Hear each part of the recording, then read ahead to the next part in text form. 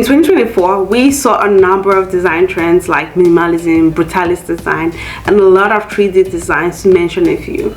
But design trends change all the time. They grow and evolve, and as product designers, it's important to stay ahead of the curve. So, what are the top visual design trends that will shape the design world in 2025? That's exactly what we're talking about in this video, so sit back, relax, and let's get into it. Hi friends, welcome back to the Nook. My name is Grace Mary. If this is your first time here, welcome, and if you are already a subscriber, it's a great pleasure to see you again. On this channel, I share tips and ideas to help you grow in your product design career. Outside of my job, I love to travel and vlog, and I share some of that here too. So if that sounds interesting, please go ahead and hit the subscribe button and turn on your notification bells as well so that you don't miss anything. We'll focus on these 9 key visual design trends for product design: bold minimalism, retro design elements, maximalist illustrations, sustainability, micro interactions and animations, interactive elements, custom shaped photos, unconventional color combinations, and sound as a design element. We have a lot to unpack, so let's kick things off with a high-level overview of what we'll talk about. I'll dig into the why behind the trends. It's not just about aesthetics, but really about the cultural shifts, technological advancement, and emotional needs these trends are tapping into. My hope is that by getting to know and understand these trends, designers can be inspired to create digital products that feel modern and resonate with their target users. Bold minimalism. The first big trend for 2025 is bold minimalism, also called minimalist maximalism. In 2024, minimalism was a big deal. It's not going to go away. Instead, it's turning into what I call minimalism on steroids. You heard me right. This means using fewer design elements but making them really stand out with bold fonts, bright colors, and powerful visuals. With so much digital clutter, people want clarity, and bold minimalism delivers just that. It's popular in tech branding, website headers, and product ads because it grabs attention while staying simple. Big bold fonts are a key part of this trend, helping to highlight important messages without adding extra distractions.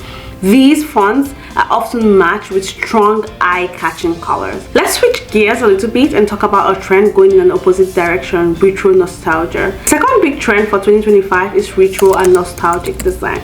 Retro design is making a strong comeback because it taps into something we all love: a feeling of connection, warmth, memories, and simpler times. It blends the past with today's style, creating something both familiar and fresh. This trend is literally everywhere. It can be seen in different industries, from fashion to packaging, and now it's taking over the digital design space. But it's not just about adding vintage filter, it's about using retro elements in modern and creative ways. Here are 2 key features of this trend: textured grains. Trend-forward interfaces are using textured grain to add depth to backgrounds without making them feel overwhelming. It is usually used in digital interfaces to give a tactile feel. For example, YouTube Music end of year recap used subtle textured grain to give their interface a cozy lived-in vibe that felt really nostalgic yet exciting. The use of this retro element was spot on for the occasion because the end of year recap was all about looking back. Now let's move on to the second feature, which is retro serif typography. There's also a resurgence of retro serif fonts. We are seeing classic typefaces pop up everywhere. From website headers to social media graphics, they add a touch of sophistication and nostalgia, and they can be surprisingly versatile. For instance, even Instagram, a platform known for its sleek modern aesthetics, has started to incorporate retro serif fonts into its interface. These retro elements bring a layer of humanity and personality to those otherwise very digital spaces. We've moved from minimalism to retro. Now let's dive into a trend that's all about maximalism: maximalist illustrations. The third big visual design trend for 2025 is maximalist illustrations. These are detailed and vibrant illustrations that bring digital experiences to life. This could potentially overwhelm users if not used strategically. That's why the key here is to match the illustrations to the experience you're seeking to create. Maximalist illustrations work best in playful, engaging, and whimsical settings like interactive onboarding or web-based games. Think of Google's interactive doodles or their playground projects. They use these incredibly detailed and vibrant illustrations to create immersive experiences that encourages exploration and interaction. Using this maximalist illustration to create a sense of wonder and delight. To pull this off effectively, it will require a lot of skill and restraint. Skill because you need to find the balance between visual richness and clarity, and restraint to ensure that the illustration enhances the user experience rather than detract from it. Moving on, the next two trends, sustainability and micro interactions, are less about specific aesthetics but more about how we approach design. The world is becoming more eco-conscious and brands are following suit. Many people now believe sustainability is no longer just a nice to have but a must have, and we see this in print and eco-friendly packaging. This shift is also making its way into digital product design. Eco-inspired color palettes like earthy greens, browns, and soft neutrals are being used to evoke feelings of nature and sustainability. These colors help create a subtle yet meaningful connection to eco-consciousness, blending visual appeal with a message of care for the planet. Coincidentally, Pantone just released its color for the year 2025, and guess what the color is? It is mocha mousse, which is also a neutral color and would fall under this trend in my opinion. Okay, moving on to the next trend, we have micro interactions and animations. Micro interactions and animations are becoming more sophisticated and they play an essential role in shaping user experiences. It's no longer enough for a button to just change color on Hoover.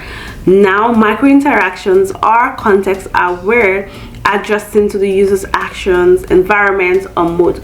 For instance, completing a high priority task in a productivity app might trigger a celebratory animation with confetti or an upbeat sound, while a smaller task may result in a simple checkmark or soft sound.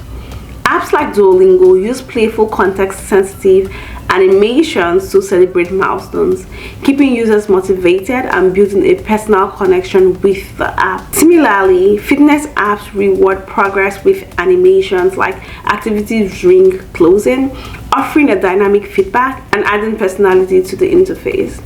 These enhancements the bridge function and emotion, making interactions more useful and delightful. They turn interfaces into responsive systems that users enjoy engaging with. Tools like Lottie and Framer Motion make it easier than ever for designers to create these delightful, engaging micro interactions, which significantly impacts how users perceive and interact with a product. For product designers looking to add micro interactions and animation to their work, my advice is to use micro interactions to emphasize key moments and keep animations simple and purposeful to avoid overwhelming users. By leveraging this evolving trend, designers can create experiences that are both practical and emotionally resonant, helping users achieve goals while enjoying the process. Now, speaking of shaping the user experience, let's dive into trend number 6, interactive elements. This trend is really pushing the boundaries. We are moving beyond this idea of a product as a static thing, but moving towards the idea of a product as an experience, something that users actively participate in and shape. The lines are blurring between content, entertainment, and functionality. This trend is going to have a huge impact on how we design products in the future. It's not about adding a few interactive elements within products here and there. It's about thinking holistically of how these elements can enhance the overall user experience. This trend is going to require a whole new set of skills from designers. We are going to require designers who think like game developers, who understand the principles of gamification, who can create seamless transitions between interactive elements and the rest of the product. It will also create a demand for product designers who specialize in user engagement and retention. Custom shape cropped photos. This trend is all about breaking out of the rectangle. A good image crop really elevates a design. What is exciting about this trend is that it encourages designers to think beyond the standard rectangle image crops that we've become so accustomed to. It's about using custom shapes to add visual interest, to create a sense of depth and dimension to otherwise flat layouts. But it's not just about looking cool.